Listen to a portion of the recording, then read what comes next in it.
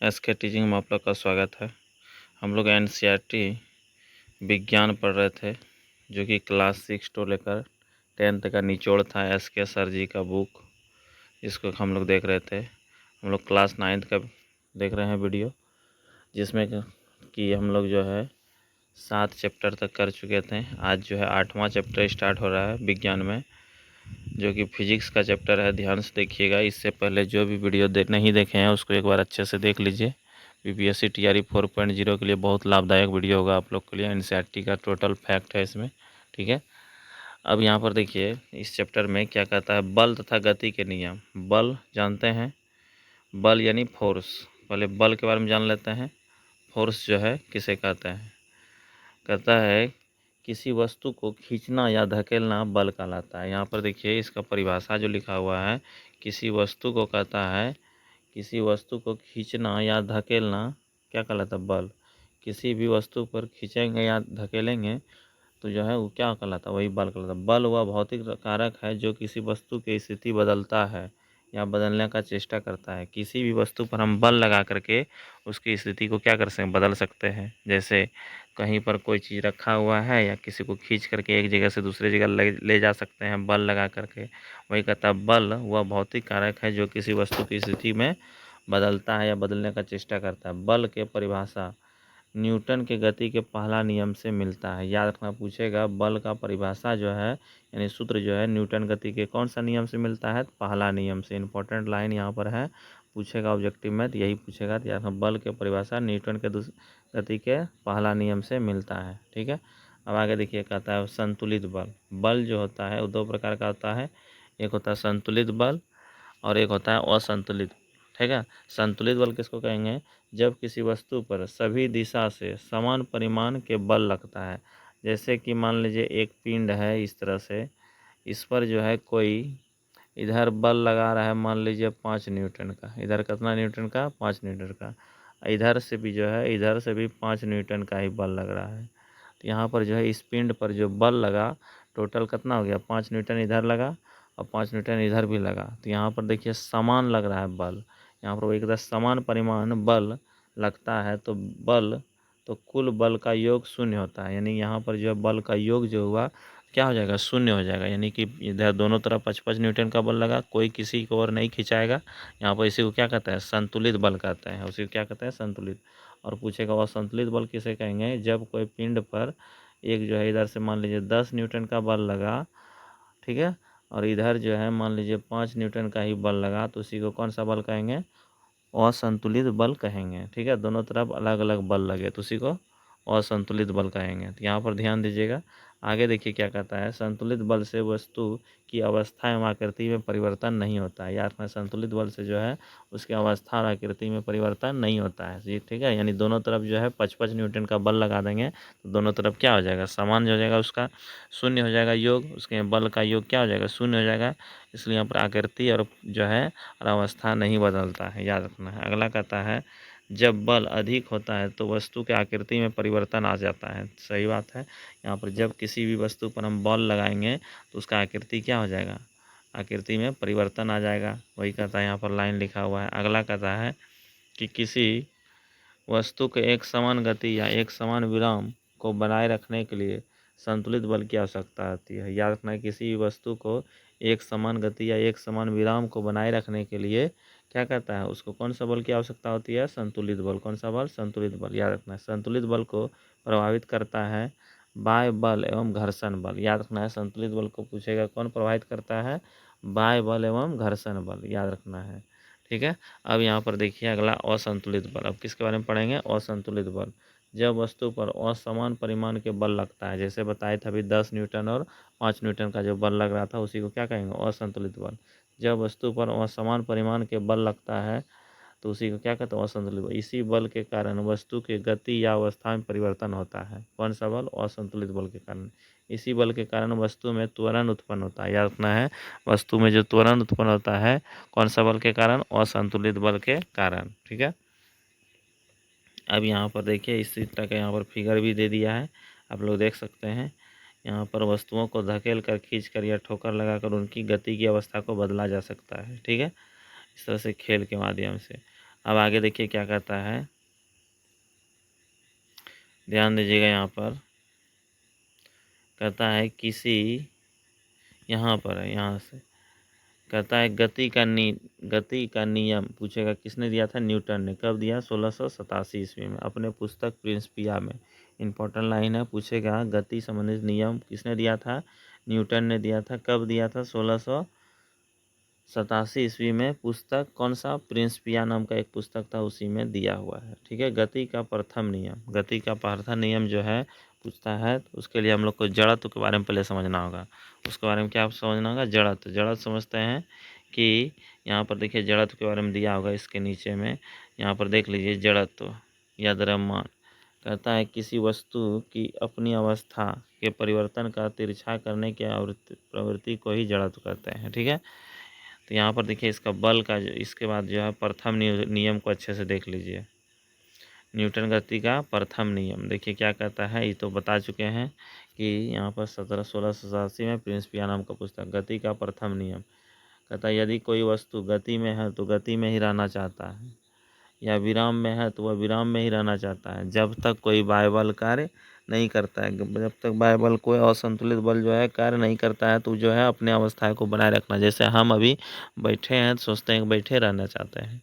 ठीक है, खड़े हैं तो कोई व्यक्ति खड़े ही रहना चाहता है। ठीक है, तो उसको तब तक रहेगा जब तक उस पर कोई बाह्य कार्य नहीं करता है। ठीक है, याद रखना है। आगे देखिए क्या कहता है, इस नियम के गैलीलियो का नियम भी कहते हैं। इंपॉर्टेंट लाइन है, यहाँ पर ध्यान दीजिएगा। इस नियम को कौन सा नियम? गैलीलियो का नियम भी कहते हैं, जड़त्व का नियम भी कहते हैं। इस नियम से बल का परिभाषा मिलता है, याद रखना है। यहाँ पर किसका परिभाषा मिलेगा? बल का। ठीक है, न्यूटन ने गैलीलियो के विचार को आगे विकसित किया। ठीक है, न्यूटन ने जो है गैलीलियो के विचार को देखिए क्या विकसित किया। गैलीलियो जो है इसका जन्म 15 फरवरी 1664 ईस्वी को इटली में हुआ था, याद रखना है। कहाँ हुआ था? इटली में। अगला क्या कहता है, सन 1586 में अपनी पुस्तक द लिटिल बेसेज में गति का समीकरण, जड़त्व का परिभाषा, अपेक्षिक घनत्व का वर्णन किया। ठीक है, अब कहता है इसी पुस्तक में गति की परिभाषा एवं नत समतल के प्रयोग सिद्धांत का वर्णन किया गया। गैलीलियो एक कुशल शिल्पकार भी थे, याद रखना है। क्या थे? एक शिल्पकार। ठीक है, कहता है उन्होंने दूरबीन एवं प्रथम लोलक घड़ी का आविष्कार किया। याद रखना, दूरबीन का आविष्कार भी गैलीलियो गैली के द्वारा किया गया है। अब प्रथम लोलक जो है घड़ी का आविष्कार किया था। इन्होंने चांद पर पहाड़, सूर्य के धब्बे का भी खोज किया। किसने? यहाँ पर जो है आप लोग याद रखना है, गैलीलियो ने। आगे देखिए क्या कहता है, लोलकी का आविष्कार किया। इन्होंने चांद पर पहाड़, सूर्य के धब्बे का भी खोज किया, याद रखना है। इन्होंने चांद पर कहता पहाड़ और सूर्य के धब्बों का भी खोज किया। इन्होंने ही बताया कि सभी ग्रह सूर्य के चारों ओर चक्कर लगाता है। ठीक है, सभी ग्रह किसके चक्कर लगाता है? सूर्य के चारों ओर चक्कर लगाता है। ठीक है, अगला कहता है जड़त्व तथा द्रव्यमान। जड़त्व जो है और द्रव्यमान, किसी वस्तु की अपनी अवस्था कहता है गति एवं विराम के परिवर्तन को तिरछा करने की प्रवृत्ति को ही क्या कहते हैं? जड़त्व कहते हैं। ठीक है, यहाँ पर देख सकते हैं। किसी वस्तु के जड़त्व का माप अपने उसके द्रव्यमान से किया जाता है। ठीक है, द्रव्यमान से किया जाता है। अब यहाँ पर देखिए आगे क्या कहता है, जड़त्व का नियम एवं परिभाषा गैलीलियो ने दिया एवं व्याख्या न्यूटन ने किया था। याद रखना, पूछेगा जड़त्व का नियम का परिभाषा किसने दिया है? यहाँ पर गैलीलियो ने, और व्याख्या जो है न्यूटन ने किया था। भारी वस्तु का जड़त्व अधिक होता है, याद रखना, पूछेगा सबसे अधिक भारी जो है व्यक्ति का जड़त्व क्या होता है? अधिक होता है। याद रखना, गति का जड़त्व विराम के जड़त्व से अधिक होता है। इस तरह से यहाँ पर देख सकते हैं। इसी तरह का गति का यहाँ पर जो है पहला नियम जो है इसको समझ लिए होंगे। अब देखिए यहाँ पर दूसरा नियम है। कौन सा नियम है? दूसरा नियम, गति का द्वितीय नियम। यह नियम किसी वस्तु के संवेग में परिवर्तन की दर उस पर लगने वाले असंतुलित बल के समानुपाती होता है। ठीक है, यहाँ पर असंतुलित बल के क्या होता है? असमानुपाती।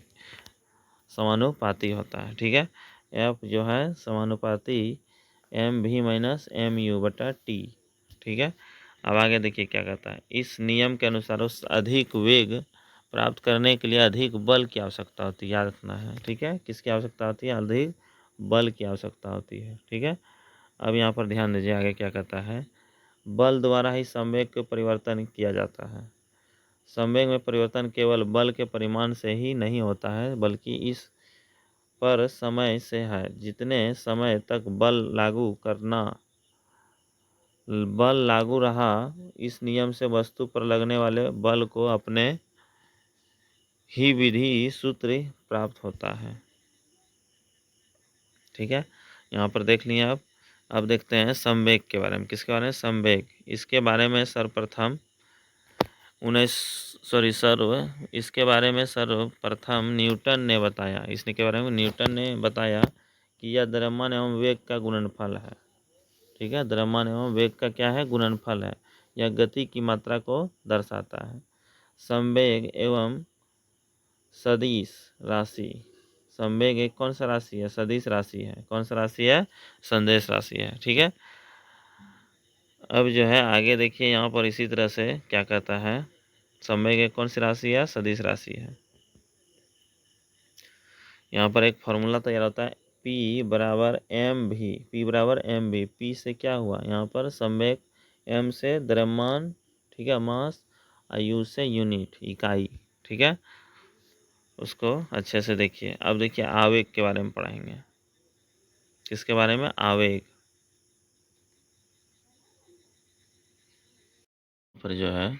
अब न्यूटन गति का दूसरा नियम देखिए क्या कहता है, ध्यान दीजिएगा।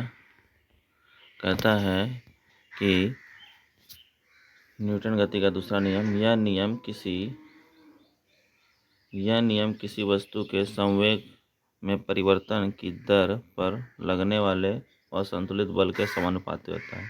संवेग पहले समझते हैं, संवेग किसे कहते हैं। संवेग जानते हैं, द्रव्यमान गुना वेग को ही संवेग कहते हैं।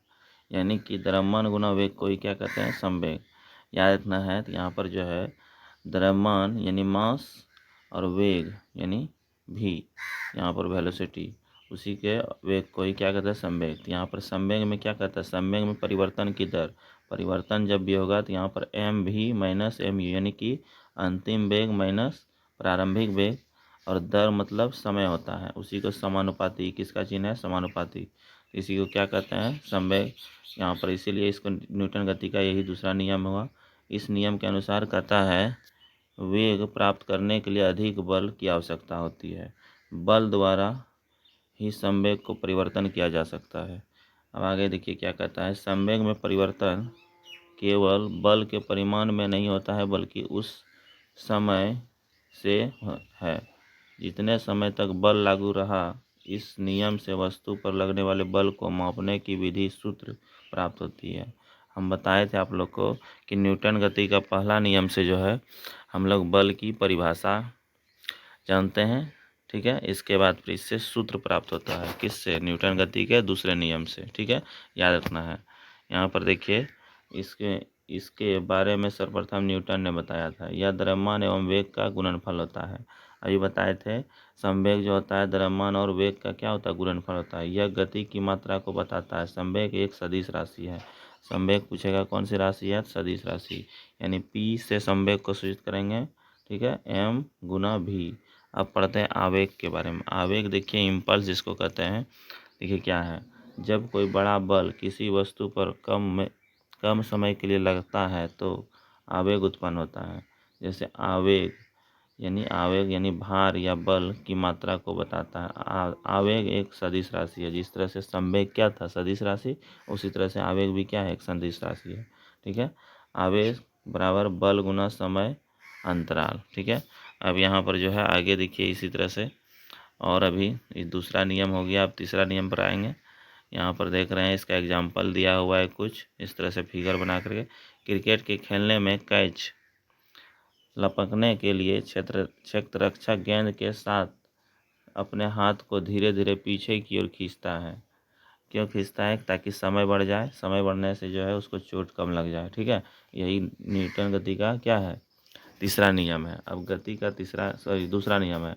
और न्यूटन गति का तीसरा नियम देखिए क्या कहता है, किसी वस्तु पर क्रिया के विपरीत प्रतिक्रिया बल लगता है। यानी किसी को हम मान लीजिए मारेंगे हाथ से, तो जितना चोट उसको लगेगा उतना ही चोट हमको भी लगेगा, ठीक है। यानी क्रिया के विपरीत प्रतिक्रिया होता है और बराबर प्रतिक्रिया होता है, जितना उसको चोट लगेगा हमको भी उतना ही लगेगा। वही कहता है किसी वस्तु पर क्रिया के विपरीत प्रतिक्रिया बल लगता है। यह बल परिमाण में समान एवं दिशा में विपरीत होता है। परिमाण तो दोनों का समान होगा लेकिन दिशा उसका क्या होगा, विपरीत, ठीक है। क्रिया एवं प्रतिक्रिया बल अलग अलग वस्तुओं पर लगता है, याद रखना पूछेगा। क्रिया और प्रतिक्रिया बल जो है कौन कौन वस्तु पर, अलग अलग वस्तुओं अलग अलग दिशा में लगता है। इस नियम से बल का दिशा एवं प्रकृति के बारे में पता चलता है। बताए थे न्यूटन गति का पहला नियम से बल की परिभाषा, और दूसरा नियम से बल का सूत्र, और तीसरा नियम से बल की प्रकृति के बारे में पता चलता है। इस नियम के अनुसार बल को हमेशा जोड़ा में होता है, अकेला बल का कोई बावजूद नहीं होता है, ठीक है। अकेले किसी पर बल। अगला क्या कहता है, क्रिया तथा प्रतिक्रिया बल समान तथा विपरीत होते हैं, ठीक है। जैसे गोली जितना रफ्तार से छूटेगा, गोली पर लगने वाले त्वरित बल तथा बंदूक का क्षेपण, मतलब गोली जितना रफ्तार से आगे बढ़ेगा ना, उतना ही रफ्तार से हमको पीछे की ओर धकेलना चाहता है गोली, तो गोली का जो छोड़ना वो क्या होगा। एक तरह से न्यूटन गति का दूसरा नियम, जैसे कि नाव के आगे की ओर कूदने की स्थिति में नाव पीछे की ओर गति करता है। ये न्यूटन गति का कौन सा नियम हुआ, ये न्यूटन गति का तीसरा नियम हुआ, ठीक है। इसी तरह से यहाँ पर जो है आप लोग समझ सकते हैं। अब देखिए यहाँ पर जो है कुछ महत्वपूर्ण तथ्य है, उसको ध्यान दीजिएगा। देखिए क्या कहता है, किसी वस्तु को अपने अवस्था बनाए रखने की को ही क्या कहते हैं, जड़त्व कहते हैं। किसी वस्तु का द्रव्यमान का माप क्या है, कहता है तो यह जड़त्व है। क्या है, जड़त्व कहलाता है, याद रखना है। अगला कहता है कि गति का तीसरा नियम कितने वस्तु पर लगता है, दो वस्तु पर। अगला कहता है संवेग का संबंध न्यूटन के किस नियम से है, दूसरा या तीसरा नियम, याद रखना है। दूसरा नियम से है। संवेग संरक्षण का संबंध किस नियम से है, तीसरा नियम से, ठीक है। गाड़ी के अचानक चलने पर यात्री पीछे या अचानक रुकने पर आगे की ओर झुकना किस नियम का उदाहरण है, पहला नियम, ठीक है, याद रखना है। अगला कहता है खिलाड़ी के द्वारा कैच को करते समय अपने हाथ का पीछे की ओर खींचना किसका उदाहरण है, दूसरा नियम का, ठीक है, याद रखना है। समय को बढ़ा देता है ताकि चोट कम लगे। आइए बताए थे। यहाँ पर देखिए, नाव से उतरते समय नाव का तट से दूर जाना किस नियम का है, तीसरा नियम, अभी बताए थे एग्जाम्पल। कहता गति का परिभाषा एवं समीकरण किसने दिया था, गैलीलियो ने दिया था। जड़त्व का नियम किसने दिया था, गैलीलियो ने दिया था, याद रखना है। अगला कहता है जड़त्व क्या है का व्याख्या किसने किया था, न्यूटन ने किया था। गोली को गति में लाने के लिए असंतुलित बल एवं एक समान गति के लिए किस बल की आवश्यकता होती है, संतुलित बल की, ठीक है। अब यहाँ पर जो हम लोग ऑब्जेक्टिव देखेंगे, आप लोग ध्यान से देखिएगा। अब देखिए ऑब्जेक्टिव के बारे में अच्छे से देखिएगा। क्या आता है, बल का ऐसा मात्रक। बल का ऐसा मात्रक आप लोग जानते हैं क्या होता है, न्यूटन होता है। बल का ऐसा मात्रक क्या होता है, न्यूटन होता है, ठीक है। अगला दूसरा नंबर क्या कहता है, गति का दूसरा नियम किससे संबंधित है। तो गति का जो है दूसरा नियम जानते हैं, संवेग से संबंधित है। बताए थे संवेग किसे कहते हैं, यहाँ द्रव्यमान गुना वेग को ही क्या कहते हैं, संवेग। यहाँ पर दूसरा नियम संवेग से संबंधित, जब तक संवेग नहीं समझेंगे दूसरा नियम नहीं समझेंगे। अगला तीसरा नंबर क्या कहता है क्वेश्चन, ध्यान दीजिएगा। कहता है संवेग का ऐसा मात्रक। संवेग का ऐसा मात्रक कैसे निकालेंगे, तो यहाँ पर जैसे कि द्रव्यमान गुना वेग, यहाँ पर जो है kg, द्रव्यमान का ऐसा मात्रक क्या होता है, kg, और यहाँ पर वेग का क्या होता है, मीटर पर सेकेंड। इसलिए यहाँ पर जो है इसका ऐसा मात्रक क्या हो जाएगा, kg मीटर पर सेकेंड। इस तरह से हो जाएगा संवेग का ऐसा मात्रक। अगला कहता है गति के कुल कितने नियम है। गति के 3 नियम है, अभी बताया था आप लोग को। गति के कुल कितने नियम है, 3 नियम, याद रखना है। गति के कुल कितने नियम है, 3 नियम है, ठीक है। अब अगला देखिए क्या कहता है, बंदूक का परिक्षेपण प्रक्रिया गति के क्या कहता है, बंदूक का परिक्षेपण क्रिया गति के किस नियम पर आधारित है। अभी बताए थे बंदूक जितना आगे की ओर चलता है उतना ही वेग से हमको पीछे की ओर धकेलना चाहता है, इसलिए गति का कौन सा नियम होगा, तीसरा नियम। कौन सा नियम, तीसरा नियम, याद रखना है आप लोग, ठीक है। अगला देखिए क्या कहता है, किसी वस्तु पर कुल बल शून्य लगने से उसका संरक्षित रहता है। क्या रहता है, संवेग। क्या रहता है संरक्षित, याद रखना है, संवेग संरक्षित क्या रहेगा, संवेग याद रखना है। अगला क्या कहता है, देखिए संवेग, संवेग बराबर अभी बताए थे, संवेग बराबर क्या होता है, द्रव्यमान गुना वेग को, यहाँ पर संवेग बराबर द्रव्यमान गुना वेग होता है। तो इस तरह से आंसर क्या हो जाएगा, 2 नंबर, यहाँ पर जो है दूसरा नंबर हो जाएगा। अब देखिए अगला नंबर क्या कहता है, किसी विलग निकाय में संरक्षित रहता है, विलग निकाय में संरक्षित क्या होता रहता है, संवेग ही रहता है। क्या रहता है, संवेग याद रखना है। अगला क्वेश्चन देखिए क्या कहता है, 8 नंबर हो गया। अब 9 नंबर देखिए क्वेश्चन, देखिए 9 नंबर कहता है, ध्यान दीजिएगा, 9 नंबर क्वेश्चन कहता है किसी वस्तु का द्रव्यमान एवं वेग तो उसका संवेग क्या होगा। एम भी संवेग क्या होता है, द्रव्यमान एम है, वेग क्या है, भी है। तो संवेग बराबर, संवेग यानी पी बराबर जानते हैं क्या होता है, एम गुना भी। यहाँ पर जो है पी बराबर एम भी हो जाएगा। संवेग को पी से सूचित करेंगे, या मोमेंटम जिसको कहते हैं, ठीक है। आगे देखिए, घर्षण बल हमेशा गति के लगती है। घर्षण बल जो है बताए थे, इसमें उल्टी दिशा में यानी विपरीत दिशा में लगता है। घर्षण बल जो है हमेशा विपरीत दिशा में लगता है। तो याद रखना, इसमें कौन सा नंबर हो जाएगा आपका, 2 नंबर हो जाएगा। कौन सा, 2 नंबर। अगला कहता है 10 के बाद 11 कहता है 1 न्यूटन बराबर, इसके बारे में बता चुके हैं। 1 न्यूटन बराबर क्या होता है, 1 kg मीटर पर सेकेंड स्क्वायर, ठीक है। यहाँ पर kg मीटर पर सेकेंड स्क्वायर इसका ऐसा ही मात्रक होता है, इसलिए यहाँ पर 1 न्यूटन बराबर 1 kg मीटर पर सेकेंड स्क्वायर होता है, ठीक है। अगला कहता है एक वस्तु में बल लगने से उसकी गति, एक वस्तु में यदि बल लगेगा तो उसका गति क्या होगा, गति परिवर्तित हो जाती है। मान लीजिए किसी वस्तु में बल लगा देंगे, गति में परिवर्तन होगा कि नहीं, जरूर होगा गति में परिवर्तन। वही कहता है क्या होगा, तो उसका गति में परिवर्तन हो जाएगा, गति में क्या हो जाएगा, परिवर्तन हो जाएगा, ठीक है। यहाँ पर समझ गएंगे। अब अगला देखिए क्या कहता है, कहता है ध्यान दीजिएगा, 13 नंबर क्वेश्चन कहता है जड़त्व क्या है, जड़त्व का गुण किससे संबंधित है। जानते हैं जड़त्व का गुण क्या है, त्वरण से संबंधित होता है। जड़त्व का गुण किससे संबंधित होता है, त्वरण, त्वरण यानी एक्सेलरेटर जिसको कहते थे। अगला कहता है संतुलित बल। 14 नंबर क्या कहता है, संतुलित बल से वस्तु का क्या परिवर्तित हो सकता है, आकृति। संतुलित बल से आकृति जो है उसका परिवर्तित हो सकता है, ठीक है। अगला कहता है बल की परिभाषा न्यूटन के किस नियम से प्राप्त होता है। अभी बताया था आप लोग को, बल की जो परिभाषा है न्यूटन गति का दूसरा नियम से, न्यूटन के किस नियम से, बल की परिभाषा, बल की परिभाषा तो यहाँ पर न्यूटन गति का पहला नियम से प्राप्त होता है। बल की परिभाषा न्यूटन गति का पहला नियम से प्राप्त होता है। और यहाँ पर जो है उसका द्वितीय नियम से क्या होता है, उसका द्वितीय नियम से आपको जो है सूत्र प्राप्त होगा, ठीक है। जैसे F बराबर ma, बल बराबर क्या होता है, मास यानी द्रव्यमान गुना त्वरण को ही, ठीक है। F बराबर ma, ठीक है, इससे प्राप्त होता है। याद रखना आप लोग को, न्यूटन गति का प्रथम नियम। अगला क्या कहता है, कहता है किसी वस्तु के वेग को दुगुना करने से उसके संवेग में क्या परिवर्तन होगा।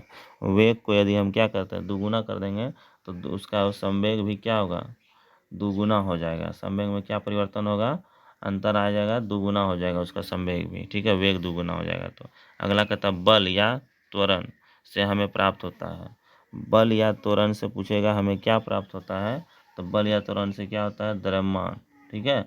त्वरण से द्रव्यमान प्राप्त होता है। क्या होता है, द्रव्यमान, द्रव्यमान उसमें रहता है ना बल में। बल बराबर क्या होता है, F ma, यहाँ पर जो है। अगला क्या कहता है, 18 नंबर देखिए, संवेग परिवर्तन की दर को, संवेग परिवर्तन की दर को क्या कहते हैं, बल। यहाँ पर जो है संवेग परिवर्तन की दर को बल कहेंगे, वेग परिवर्तन की दर को त्वरण कहते हैं, लेकिन इस संवेग में परिवर्तन की दर को क्या कर देंगे, बल। यहाँ पर क्या देंगे, बल कर देंगे। 18 के बाद 19 नंबर देख लीजिए, और 2 क्वेश्चन है ऑब्जेक्टिव, इसके बाद जो है चैप्टर लास्ट हो जाएगा। देख लीजिए, यहाँ पर कहता है कि एक ऐसा गुण जिससे कोई वस्तु अपने अवस्था में बने रहना चाहती है क्या कहलाती है। एक ऐसा गुण जो है जो कि अपना अवस्था को बनाए रख सकता है, उसे क्या कहता है, जड़त्व। यही तो जड़त्व है। जड़त्व जो है, जड़त्व क्या कहता है कि जब कोई भी वस्तु अपना अवस्था बनाए रखना चाहता है, जब तक उस पर कोई बाह्य बल कार्य नहीं करता है। जैसे हम बैठे हैं तो बैठे रहना चाहते हैं, हम खड़े हैं तो खड़े रहना चाहता है। जब तक उस पर कोई बाह्य बल कार्य नहीं करता है तब तक वो जो है अपना अवस्था को बनाए रखना चाहता है। बने रहना चाहता है उसी को क्या कहते हैं, हम जड़त्व कहते हैं। ठीक है, याद रखना है। अगला कहता है 20 नंबर कहता है क्रिया एवं प्रतिक्रिया बल लगते हैं। अभी बताए थे आप लोग को, क्रिया और प्रतिक्रिया बल दो अलग अलग वस्तुओं पर लगता है। क्रिया और प्रतिक्रिया बल दो अलग अलग क्या होता है, वस्तुओं पर लगता है। इस तरह से ऑप्शन नंबर ए हो जाएगा आपका इसका सही। ठीक है, तो इस वीडियो में जो है हम जितना भी ऑब्जेक्टिव था एनसीईआरटी और एससीईआरटी बुक का सारा करा दिए हैं। आप लोग इस चैनल को यदि इस वीडियो को अच्छे से देख करके और चैनल को यदि सब्सक्राइब नहीं किया, चैनल को सब्सक्राइब कर लीजिए। आगे इसी तरह का वीडियो हम जो है पूरा 9th 10th का जो है एनसीईआरटी एससीईआरटी का ऑब्जेक्टिव भी करा देंगे और थ्योरी जो है एस के झा सर जी का जो बुक है उसको पूरा करा देंगे। तो इस वीडियो में इतना ही रहने देते हैं, मिलते हैं नेक्स्ट वीडियो में। जय हिंद, जय भारत।